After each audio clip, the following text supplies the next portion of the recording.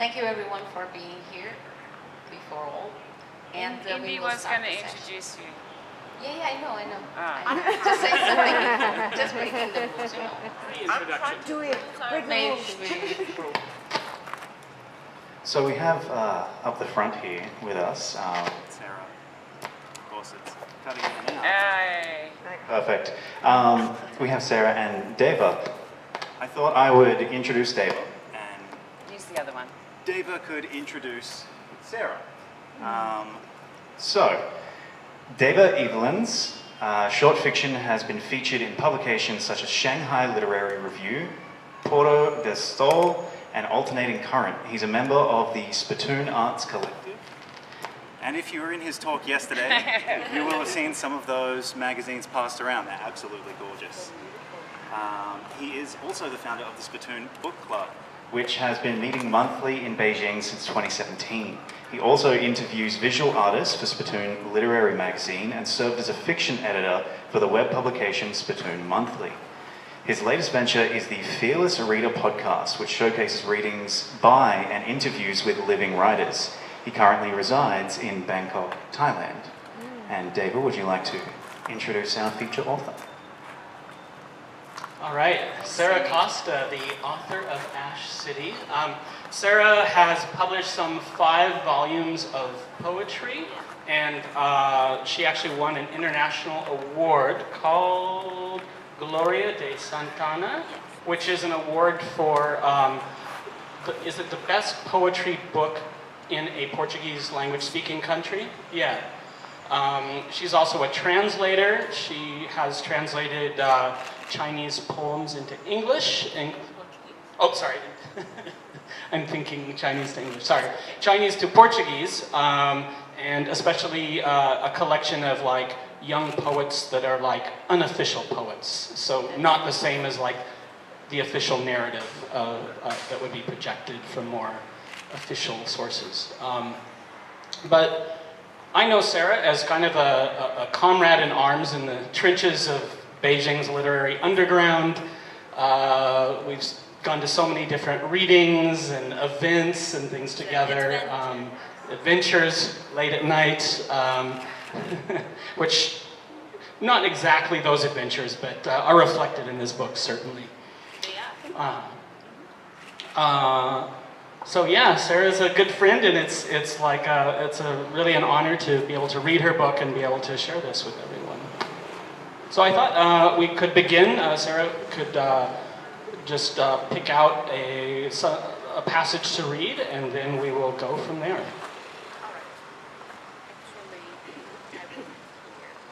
I will do like this. Yeah, Mike, please. This is the phone inside the book. Yes, because I put it on the side, and but to look better, hold it like this. So I will read some excerpts that might give you an idea of the environment in which the book happens. So this book was also, I need to say, was written originally in my native language, in Portuguese, then translated into English. But actually I started to write the first chapters in English because I was living in Beijing with international communities such as this and organizations such as this, and that therefore I was trying to share with people, so of course I tried to write in English. It was also good for the purpose of the book because this book is something that I want to see as completely experimental and completely out of my own conventions and all my background, so as more strange or foreigner that it could be for me to be better. That's why I started with English, but then in Portugal during pandemic I just felt more comfortable with my own language, you know. But then it was translated by a very well-known translator from the UK, and it translates from Portuguese to English. And I am going to read, but you know my English is not like native, but anyway. Her breeding was the Caesar's, in that wasteland surrounded by mountains full of skinny, wounded, and mutilated prisoners. A stalk larger than Ash's tallest buildings began to light up. Beyond the clouds, it should be possible to see the flower that bloomed at the top of the stalk. Mary sat on the beach that had seemed like a boat, and indeed, she felt herself sinking.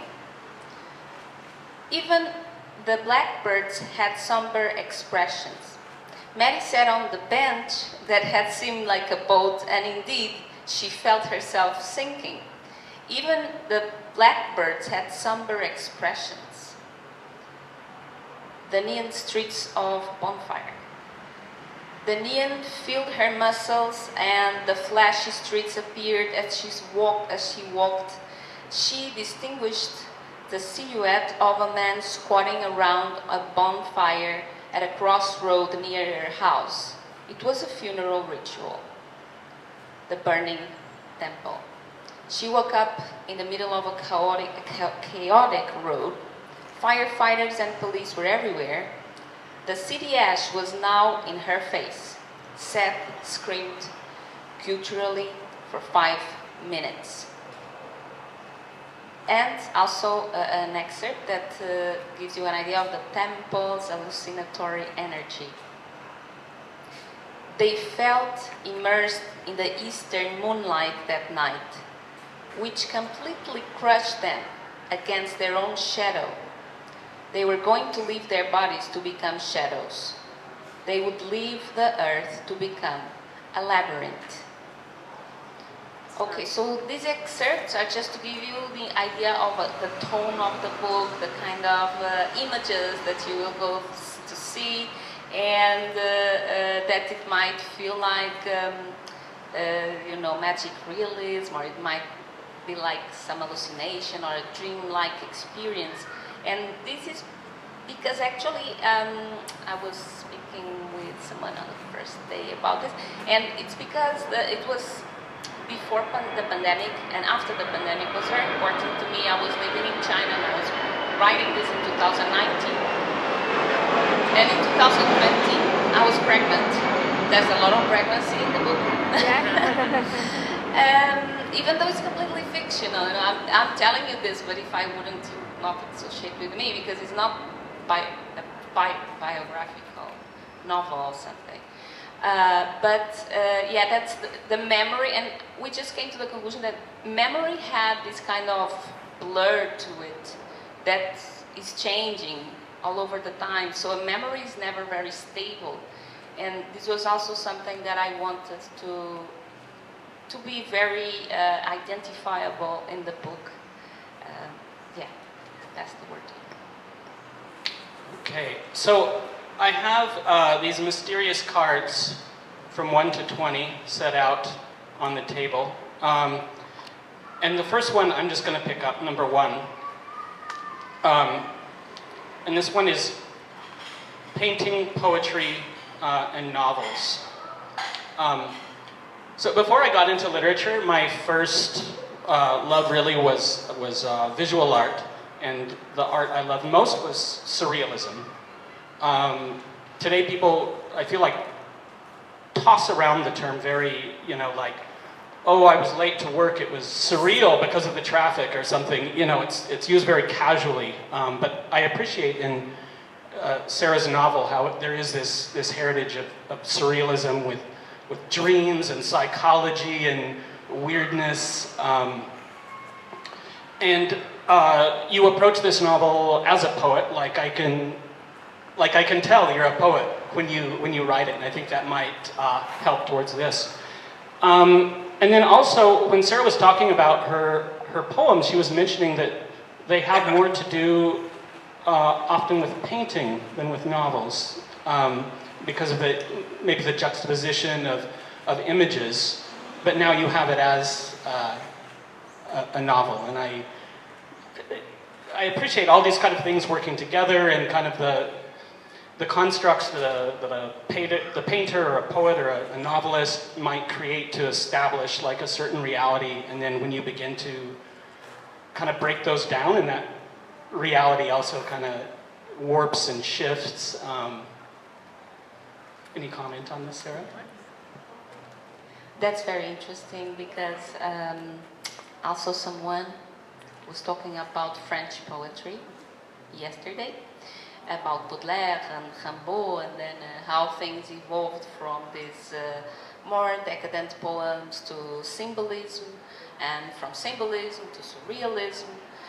And I was always a bit instructed into these styles of poetry because they just captivated me a lot, and we did have in Portugal a lot of surrealist writers.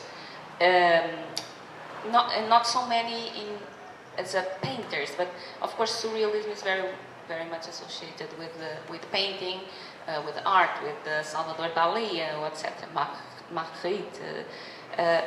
But in writing, it becomes something even more ethereal, let's say, because what you do is that you create images with words, like something like the skin of the sea, or the fire is flooding into my veins, or this idea of the representation of the house, the body as a house. It's very, very surrealist, and because I've been writing poetry like that for so long, and I do enjoy playing around with these images. I think it's my strong point, so I never gave up on them. I also thought that for the novel this would happen as well. And so thinking about that, I came up with this idea of cards, and it might, I don't know if this will work or not, but my idea is it could be like kind of a non-linear way to approach the book. On either side of these cards is an image or some text relating to the book. We have numbers 2 through 20. 16. 16, all right.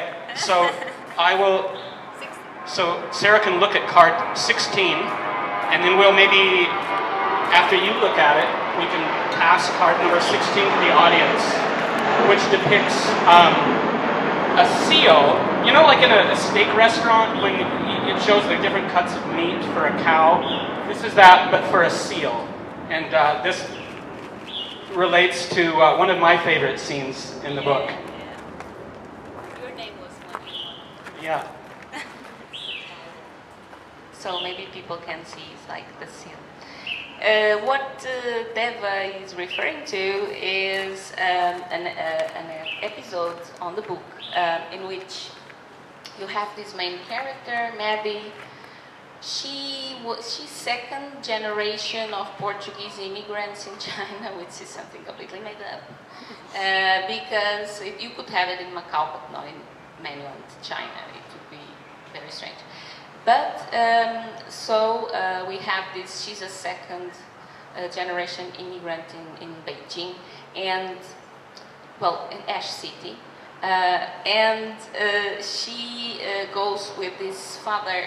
There's a lot of abandonment in the book. So she remembers one of her best trips with her father that was in, how did I call the islands in England? Pofo.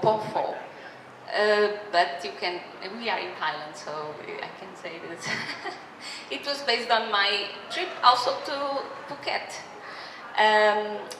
The thing is that Maddie is having a lot of hallucinations there, because that hostel that she stayed with his father in the street was a little bit, it was very strange and weird. There was this time in which they had a dinner planned for the hosts of the hostel, the people that were staying there, the clients, and then they go to eat, and everybody's crazy saying, "This is the best food you will ever try in your life." And everybody's crazy saying, "Yeah, let's go to the dinner because this food is crazy." And as Maddie goes there, she realizes that it is seal meat. Seal meat, yeah, that's a seal. Mm-hmm. Yeah. So it's this seal myth, and it has some hallucinatory things in it because everybody's becoming crazy, and there's this blurring of the faces. When Maddie looks at people, she tries to talk to people, but they don't talk, like they don't see her there, even if she's approaching them very clearly. And then the faces start to disappear, and everyone just has this blurred face with no eyes or nose or mouth. And she doesn't understand what is happening. So she just runs to her room and she stays there, but in the middle of the night, she feels strange because instead of hands, she has sand running through her hands, sand instead of hands. And what she does is try to find her father, and there's this cutted seal in the ground. The blood is everywhere, and she's just pouring sand. And she yells for her father, and once again, he doesn't listen. So there's a lot of abandonment, and there's a lot of this symbolic, metaphorical imagery. Should we go for the next number? Yeah. So number 1 has been taken, number 16 has been taken. 7. 7. Carrots. Pass around the carrots. Carrots. So the first person that Maddie wants to date is someone that sells carrots in Beijing. So it just goes around with the carrots, like a bag full of carrots everywhere. You can imagine bringing that in the subway.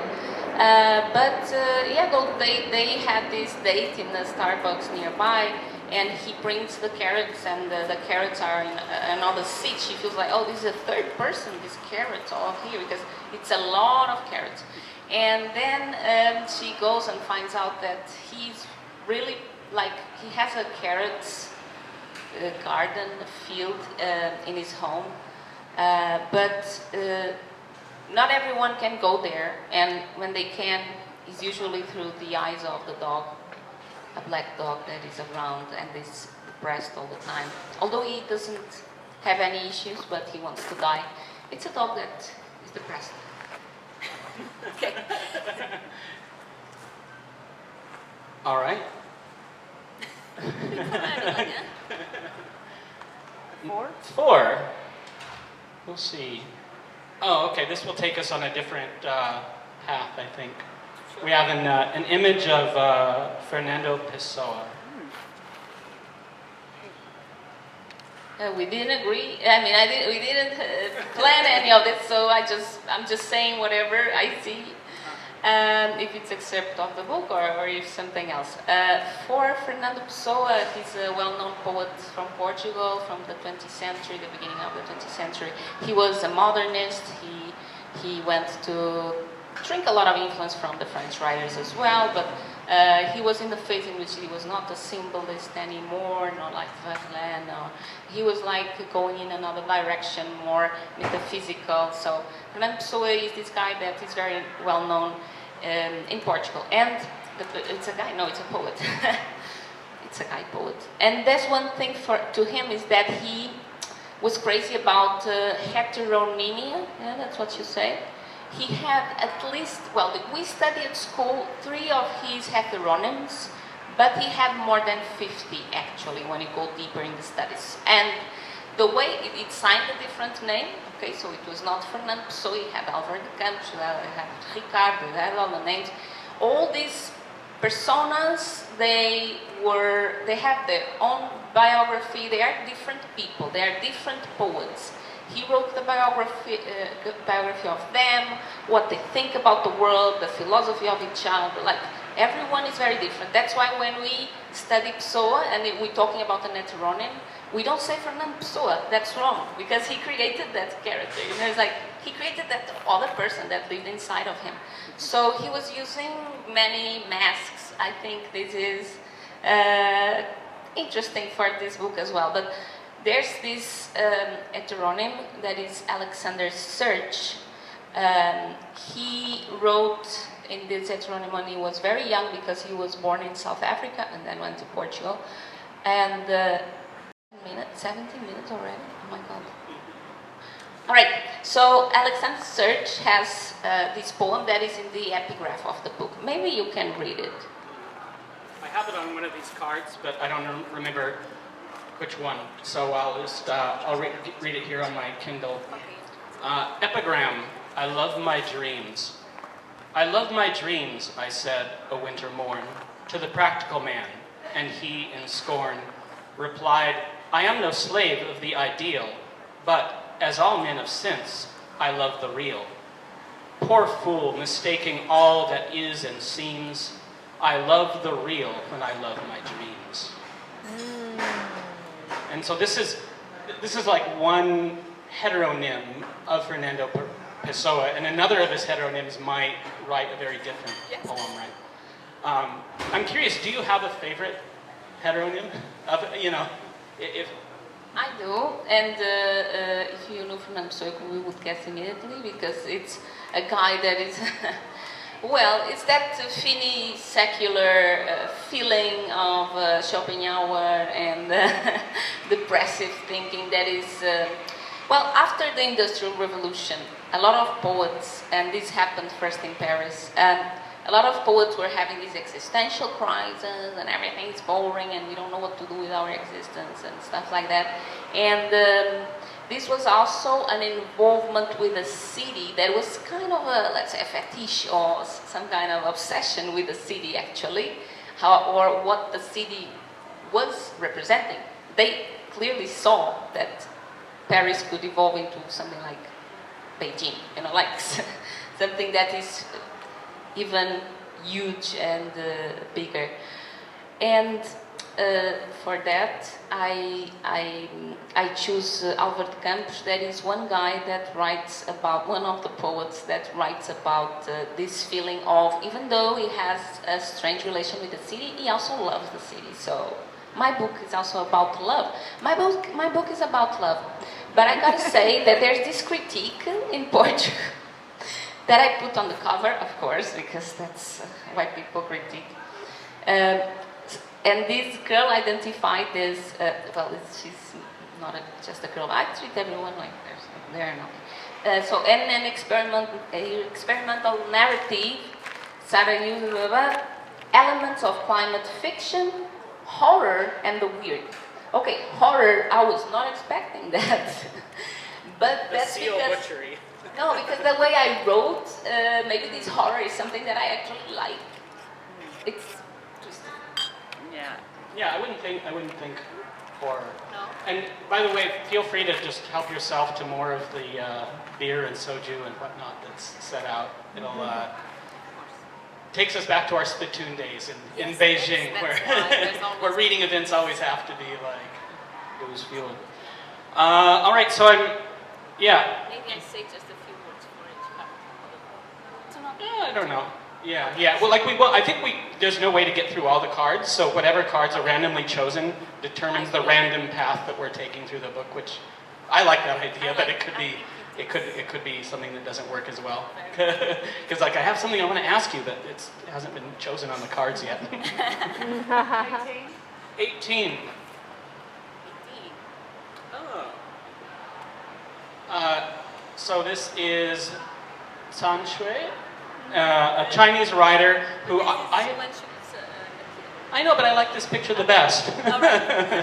And I haven't read her work, but after your introduction, I'm like, all right, I got to go out and read her writing. Yeah, so by the time I was preparing Ash City, I just finished reading a book from San Shui, this Chinese writer. It became a sort of also influence, inspiration, because that's what we do. We also recycle and get our influences in. And it was actually a great motivation to write because I found in her style a kind of style that I identified so much. And she's known by being this Asian, like Chinese Kafka. And I don't know if I agree, but there's one thing in which I agree that is also very present in American Latin authors. That is, you have that point in which, as I just spoke about, I don't know, she woke up and her hands were sand. This is funny, it's humoristic, but if it doesn't change, it has real consequences. So it becomes absurd and concerning. It's like Kafka and Metamorphose, you know, like he woke up as an insect, so funny. And then you go through the book and it's like, oh my god, being an insect is like so agonizing. This is like the same idea that I think Sancho explores very well, this from humor to agonizing. I think that's a good mix. All right, I'm going to bring this up anyway before drawing the next card. One thing you mentioned to me was that you don't view Maddie as the main character, you view the city as the main character.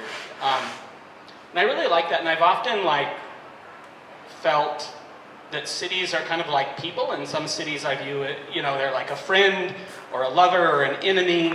And when you go back to those cities and the feelings they bring up, and this is, you know, very much set in this alternative Beijing.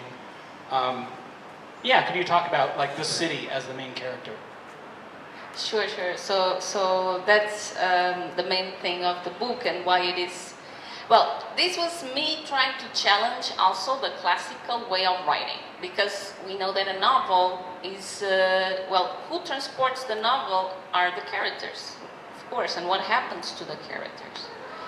But for here, it is how the city influences the characters and their behavior. So the city itself is alive and it's a monster and and it's not killing people, it's only sometimes. But the thing is, yeah, I wanted to be like reverse that technique of that I maybe don't have any authority to go and break rules in this just beginning as a novelist. But anyway, yeah, so not having the characters transport the story, but the ambience being the story. So I would say the city is the main character of the book.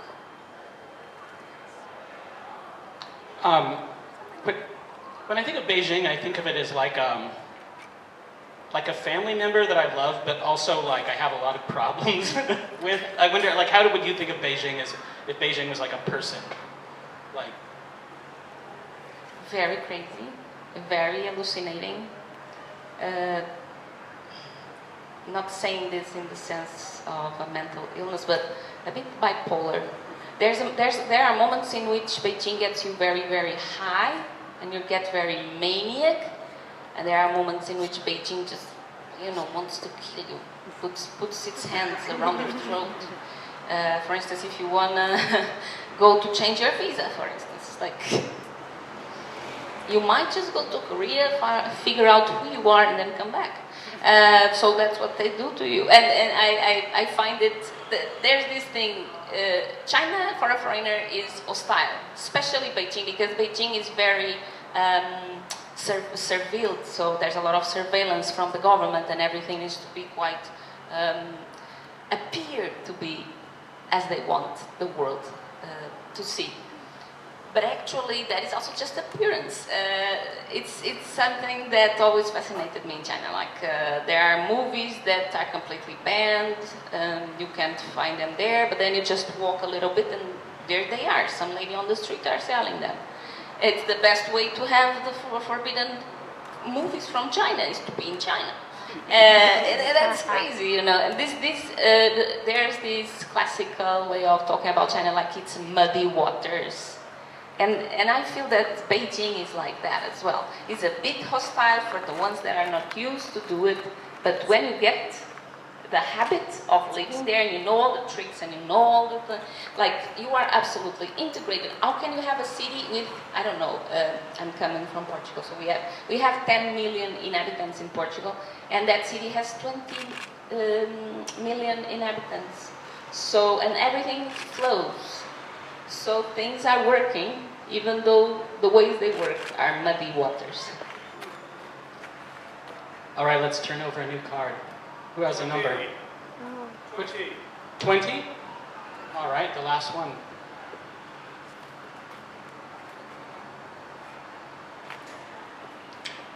Oh, this is a dog collar and a leash, and there's a dog in the book. Oh, I thought it was going to be something else. Yeah, I know there, but it's a strange dog. It changes shape and size, and this leash and collar appears at various points. No, sorry, it is. It's a different novel. From that, I can read the next one. Okay, yeah. Yeah. I'll read an excerpt that opens the book and that it's about the dog. This dog is depressed, Mr. Yu would say, an upstairs neighbor. He's running along the canal as if it wants to retreat. I mean, he's trying to drown himself. It throws itself in and wants to stay there. Big and heavy as it is, flamboyantly manages to fall and does not even fight against it.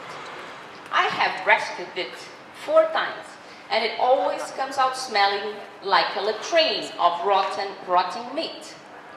I must put my clothes in the washing machine as soon as I get home and under the shower to avoid this odor ingrained in me. Maddie found that whole conversation quite unusual. She had never seen the dog outside the boundaries of the Shanjia apartment building. It was a small dog, so she could not understand why Mr. Yu insisted that he had seen a large, heavy dog that was deliberately left to drown like that. And then there's more about the dog. Let's see if we can start something else. Let's go to the next part. Yeah, sure. Okay. But yeah, so this is an idea of the dog is depressed, but it doesn't have real issues, but it is depressed. And it changes size and behavior. Okay, what's our next number? 10. Lucky number 10. Oh, this is, this is a Beijing hutong, so the kind of the old neighborhoods of brick and alleyways and courtyards. And typically teeming with little bars and coffee shops and venues, and also elderly people that just live there that are going about their life. So I guess you could, well, you'll address it how you want, but as it is in the book, or as it is when you were a writer living in Beijing. Yeah, so our Speak-Tune association was based in that place, Gulou area, which is the places of the hutongs that were not yet put down because they are destroying this traditional architecture from Beijing, but they keep it for mostly tourism, I think. But still, when previous to the pandemic, when we were in Speak-Tune and running around that street, the Gulou, there were a lot of bars that were super underground. There were a lot of artists communities, and it even remote to the 80s from the last century, because there's this tradition of foreigners going to Beijing to be in Gulou and to work together. This tradition is so interesting, and 2020, there we are again. It's beautiful. The book, of course, has Gulou as one of the metaphors for what everything can happen, like that movie, you know, everything happens at the same time, whatever, I don't remember. Everything, everyone at the same time. And this is like, the book also has that, so the traditional side and these big buildings, crazy buildings that seem like aliens, some of them, because they are like all black, like, remember those black buildings, the ones that have like the glass, but it's dark glass. So it seems like spaceship. The aliens just arrived in the city. It's crazy and beautiful and astonishing, and it's all of that. You know, it is scary, but it's beautiful. Right. Do we finish up at 3:30? Yeah, do we want to like do questions? Or... Yeah, if people have questions, we could go to that.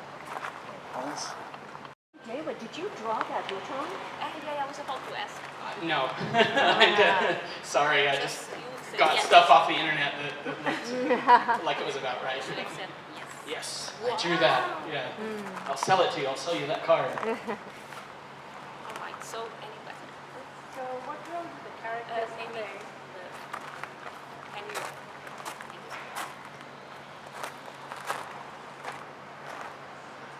So what role do the characters play if the city is taking the plot forward? Or, so are the characters just part of the city, or do they have a... Maybe I take questions and then I will. This is political. Because Pia also had a question. I will write your questions and then ask all of them. No, you don't like Like one by one. No, one by one's fine. All right. Yeah. It'll This take is too mine. long, Sarah. All right. Okay, so the characters, they have their own mission and they do have their path. But this is always being interfered by the city. This is not complete freedom or agency over themselves. So that's why I say that the city is the main character. It's also because the ambience of the book, the city, the things that are around that are described are a bit more prevalent than the dialogues. I kind of wanted it to be like this. It is go against the rules once again, but I want the characters to build it by a white mask. Okay, so they will say yes or no. The thing is, this is a big metaphor of a regime that has been brainwashing people for way too long as well. The way people just accept things as they are, with no critical thinking, I believe that's so enrooted now in Chinese culture as general. Not culture, this is politics, of course, but I wanted to give this sensation, I wanted to put it in paper because that's the feeling you have so many times, that everybody repeats the same things when it comes to certain subjects that you want to talk about. It's like they have this white mask, they are all the same. So they're all the same with white masks. The city is the one telling them what they do.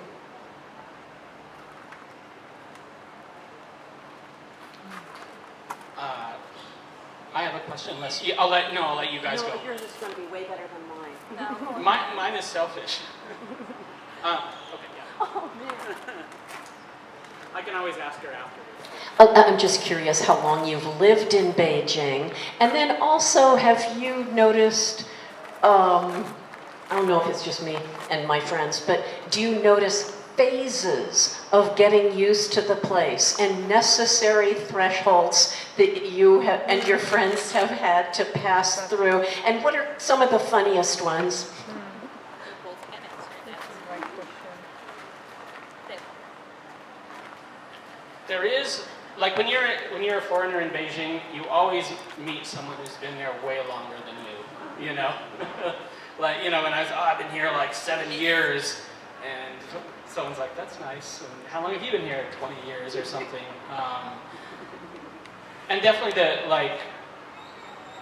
the longer you've been there, the more changes that you've seen. I think, like I'm thinking to when I prepared to move to Beijing, and I have a daughter, and we watched like Sesame Street in China together, and it shows Beijing as like all these bicycles and people wearing very sort of communist-y clothing and being sort of friendly, looking at the camera, and Beijing has just changed so much. I mean, there are still these bike lanes, but they're taken up by larger and larger cars. Yeah, but this phase of adaptation of ourselves, these absolutely have their thresholds for sure. I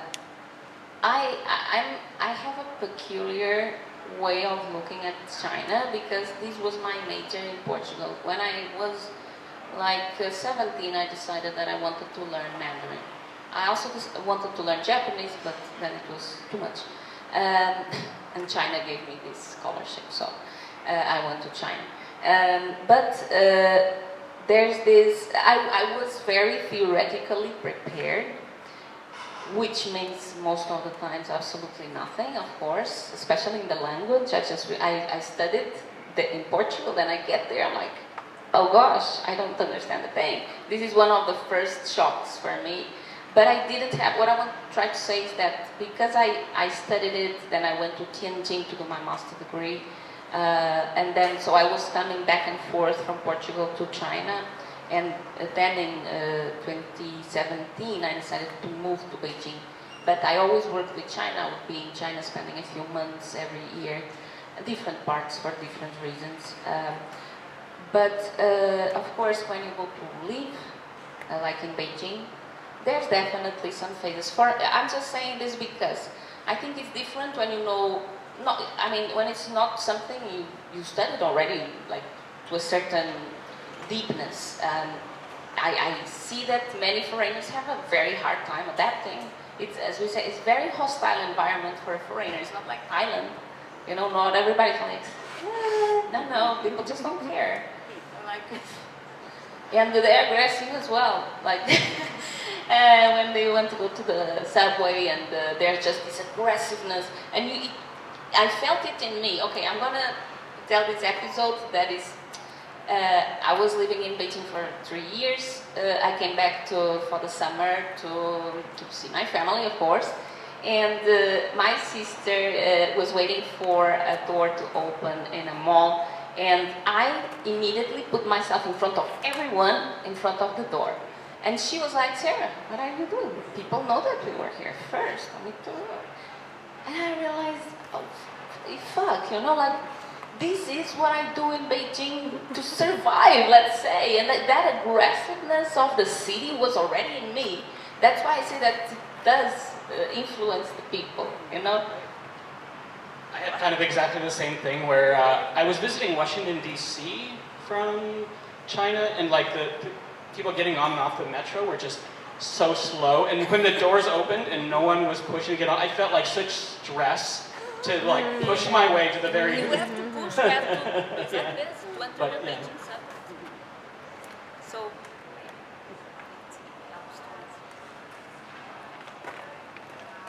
Yeah. Yeah, I have a... Thank you, Sarah. This is super interesting. This is also it's a selfish question, but something what I'm interested in is, you said you decided to study Mandarin at 17. Why? What drew you to make that decision? What about, because I'm interested in these things like why does a faraway place, maybe you've never visited, have such a draw on you? Or where does it come from? So for me, for over all my life, that question has been the most annoying question ever. But, no. I just recently realized that it is an important question. And the fact that it was annoying me was because I want to avoid the reason for that. Okay, but it could come with a maturity and the ability to assume something about yourself that you were not assuming before. And I think I wanted to get just in the most faraway land possible from my own life, trying to project having more purpose if I was so far away. And I was not dealing with my own society, I was not dealing with my own conservative things, I was not dealing with my father. So the things I wanted to run away, they are very much related with this feeling of just wanted to run away. Yeah.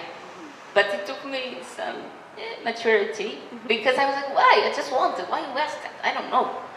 You know, because if I was born, like if I was somehow related with people in Macau, because it was a colony and there's a lot of Portuguese community there, but it's not the case. So that question is very legitimate. Yeah. Oh, my selfish question, is, so card number 12 is this woman with a mop. And I was reading Sarah's novel as I was in Phuket, and this character appears in the novel named Deva. And it's a woman like mopping up seal blood. So, you know, I'm a little curious. Deva's not the most common name, so how did there come to be a cleaning lady mopping up seal blood? Many real people of my life are in my book. You are in a symbolic way, but like that's a woman that is cleaning silver, so it's not you, but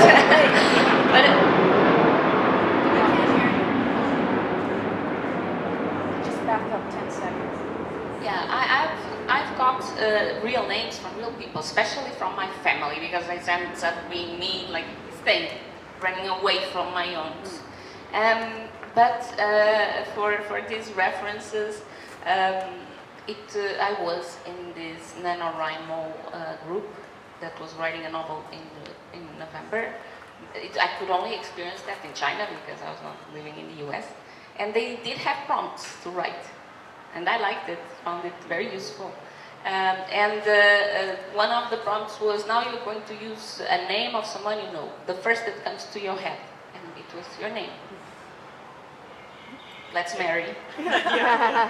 But it was a very bizarre experience because the scene is set in Phuket, and I was in Phuket as I was reading it and see myself, but not. I don't think I'm a woman mopping up seal blood. No, you are. Other questions? We have 5 minutes. Or we could do another number, or yeah. I'm interested in finding out what was for you the most challenging or your biggest challenge that you faced, as you were, what was the biggest challenge that you faced as you were writing your book?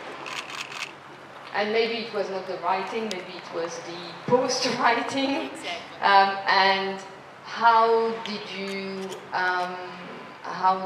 handle that? How did you hold yourself through that challenge?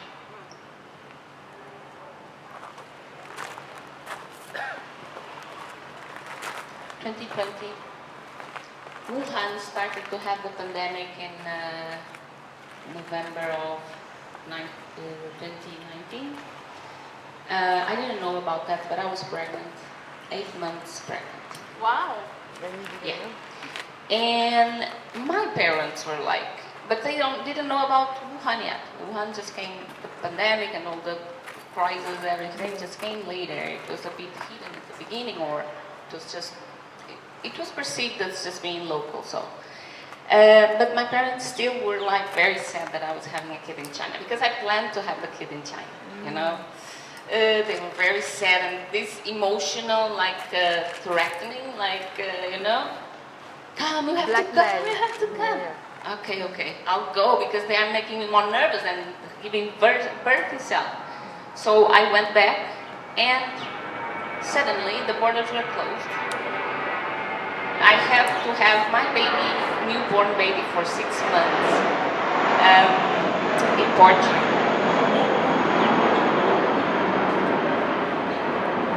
My baby of 6 months in Portugal. As I was living with the family, I tried to run away from that one. And my husband was stuck inside China. I was stuck outside China. And I was stuck for 3 years, actually. They didn't open the borders to teachers whatsoever. So only essential, like, business makers. Husband stayed there, or came at the 5th month of the pandemic. And there's a lot of other things, but just to say that, first of all, and even before all these issues, it's what you leave. You really need to leave something. You know, you really need to let yourself go, be great. Otherwise, how you have material to write? Yeah. I respect, because I think everyone is different. I respect the writers, and I know many of them in Portugal, very good writers, but they say like they just isolate themselves in rooms. And I don't know how they write about stuff in the world if they don't go out in the world. This is what I feel. I feel that I need to go through something to have a fully understanding of what it is, and so this book starts way before that. This was a very good question, because they say, when do you start writing the book? I say, before it exists. Yeah. Oh wow. Yeah, know? yeah, exactly. Yeah. And then I found somehow in the midst of that pandemic, losing my job, apartment, whatever, losing the baby crib already ready in its room, that I never went back to. In the midst of that, I just had to stay strong, and writing actually helped me because I could have I just decided to be very disciplined. I knew what I wanted to write. I knew exactly. So it was not a problem to get stuck in, no, I really knew. So I just had a schedule, just during some times in which I was more available, I would take the baby to daddy's house, and then I will have these 5 hours to write. And I did it like that. Yeah. I kind of want to close with the poem, your poem that's in your book. There's a poem that appears in a poetry reading in the book, which is a Sara Costa poem, and it's that card over there. Number 17. Should I read it, or do you want to read it? Okay. If you read the Portuguese, it'll be way better than if I were to read the Portuguese. All right. 1. From the basket with fruit, we made a vitamin nest. 2. We all slept with each other, males with females, so urban that we never got our driver's license. 3. We didn't expect live to give life. The mirror seemed the only reproduction possible. 4. When I bite an apple, it still emits sounds from the womb. I noticed I write about the womb. All right, and we are out of time. All right, everyone, thank you so much for being here, sharing this moment with me. You have some copies there. I have a copy here I didn't use. I can sign, and then you pay up there, or if you bring your own book, I can sign. I think this is the best moment to sign if you want. Thank you so much. Thank you. Thank you, Sarah.